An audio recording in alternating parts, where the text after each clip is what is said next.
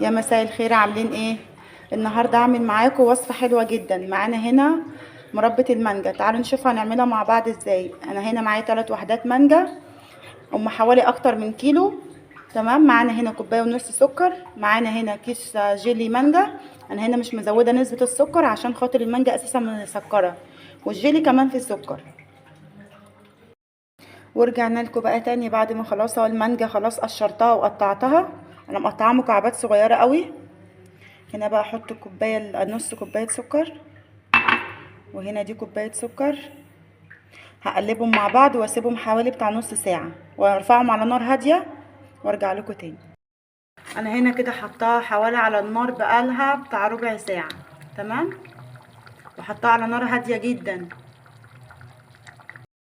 في المرحله دي بقى احط كيس اللي هو الجيلي المانجا كده. هقلب تقليبه واحده وهطفي عليها. ورجعنا لكم بقى تاني بعد ما خلاص المانجا اهي شلتها من على النار. شايفين المربى عامله ازاي؟ انا بس حطيت لكم كده حبه في طبق عشان تشوفوا بس القوام بتاعه وتشوفوا الشكل عامل ازاي. انا نسيت اقول لكم ان انا حطيت عليها رشه ملح ليمون، لا اما نص عصره ليمون. بتمنى بقى يكون الفيديو عجبكم. ما تنسوش بقى اللايك الجميل والاشتراك في القناه على التيك توك وعلى اليوتيوب.